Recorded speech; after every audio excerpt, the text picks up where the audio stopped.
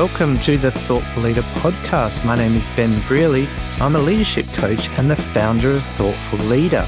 The Thoughtful Leader podcast is all about short, sharp leadership advice because thoughtful leadership is good leadership. Welcome to episode 314 of the Thoughtful Leader podcast. In this episode, I'm going to talk about the topic of resistance and the idea that if you're resisting something, well, maybe you should go and do it. So let's get into this episode right now. Now, often in workplaces and in our leadership roles, we come up against things that we are resisting. We don't really want to do them. We can sense that we're trying to avoid them. They're uncomfortable, they're difficult, and really we don't want to go through the pain.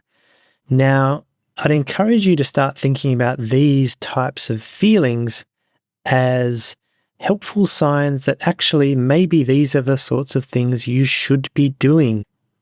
And the first reason for this is because if things were easy, if something was comfortable and easy, you probably wouldn't be trying to protect yourself from them. So your brain, it's evolved, right? We've evolved from creatures who were running around with predators who were trying to attack us in the wild. And we had to basically be very risk averse. We had to be very cautious. So we had to be overly cautious about predators or not being able to find food, all these sorts of things. And so our stress response or our risk aversion is quite high. And so that doesn't really help us so much in today's environment where we're not likely to get attacked by a lion in the workplace or anything like that.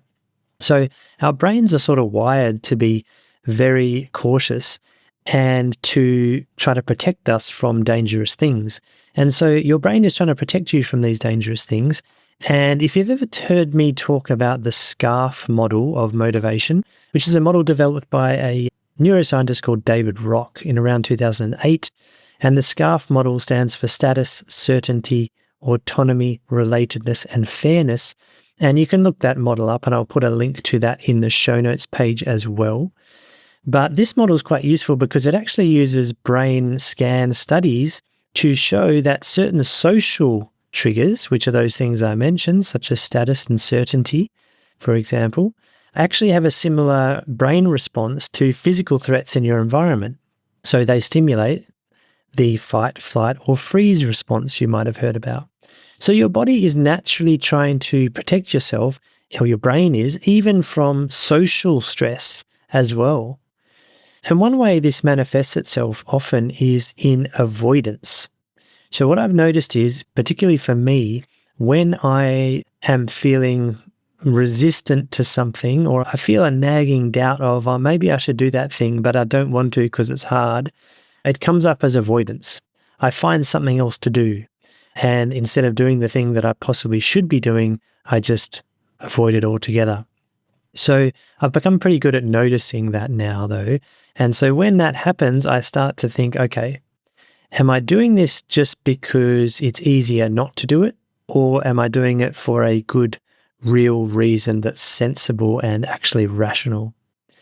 So let me tell you a little story. A couple of years ago now, I was working at an organization in a management role, and I had 3 managers working for me, and we had a big team under that.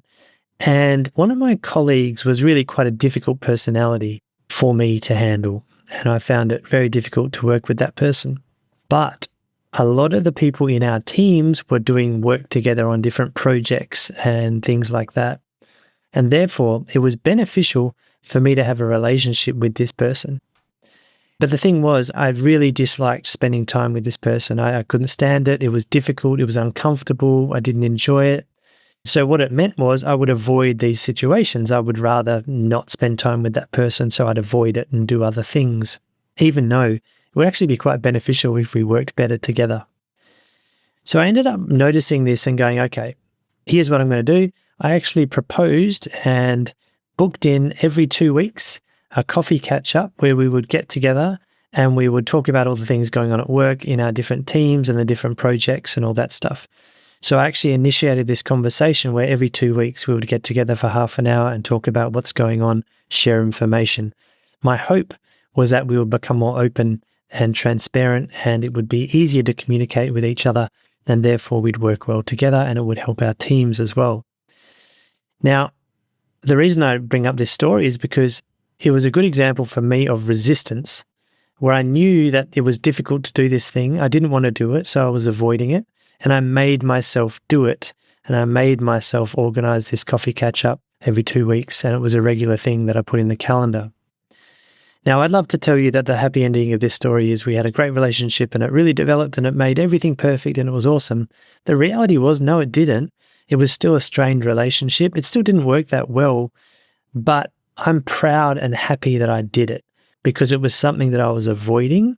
It was something that I didn't want to do, and I made myself do it anyway because I thought, this will help me in the future, because it'll help me get better at this sort of engaging with difficult personalities, for example.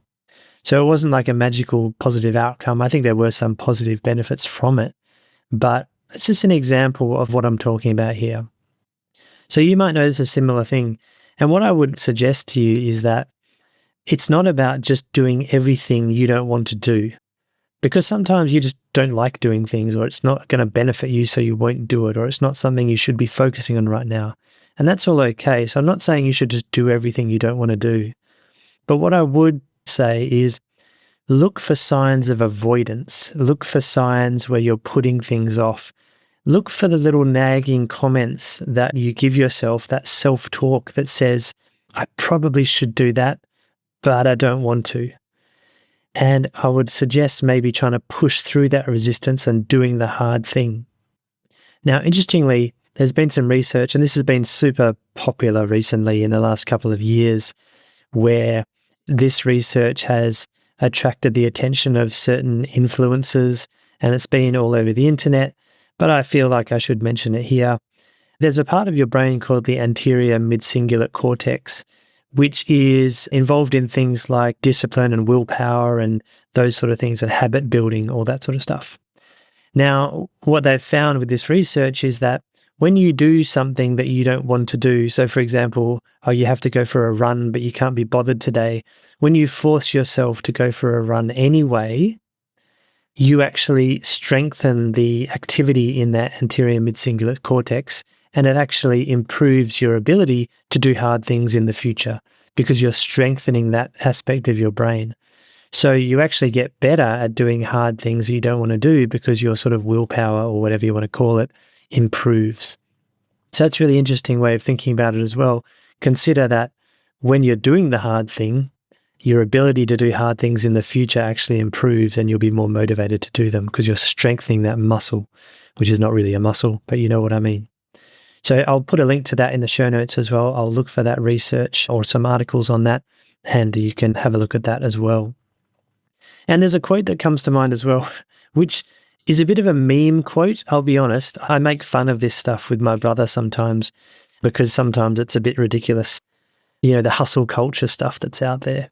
But there was a meme I saw where, so it's a cartoon where someone's on the couch eating lots of chocolate and cake and stuff, and there's another person who's on a treadmill running really hard and sweating and having a hard time. And underneath it says, the road to hell feels like heaven, but the road to heaven feels like hell. Now, this is a silly meme thing, but there's some truth to that. So when it says the road to hell feels like heaven, it means that you're doing things that feel good in the moment, but actually they're leading you down a path that's probably not beneficial. And when it says the road to heaven feels like hell, it's like, well, you're doing hard work now that actually gets you in a much better position in the future and the longer term. So I would consider you to think about this, and even though it's a silly meme thing, and I don't like the hustle culture and all that stuff, I think there's some truth to this. You do have to put in the hard work and do the things you don't want to do because it increases your ability to do them again in the future, and it actually puts you in a more positive position in the long run. And that's the way I would think about it as well. So my challenge to you at the end of this episode is to see if you can choose something you've been avoiding and go and do it this week. Maybe there's a difficult colleague at work and you haven't bothered putting a meeting in the calendar with them because you don't want to talk to them because they're annoying or difficult to deal with. Go do it. If you've been avoiding it and you know that you've been avoiding it because it's just difficult, but you probably know you should, then put it in the calendar. Go do that thing. And I'd love to hear your experiences with this.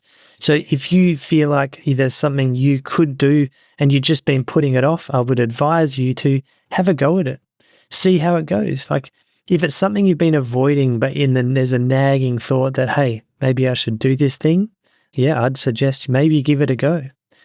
If you intentionally think about it and go, that's not a rational thing to do, it's not a good thing to do, it's not beneficial, then fine, don't do that thing.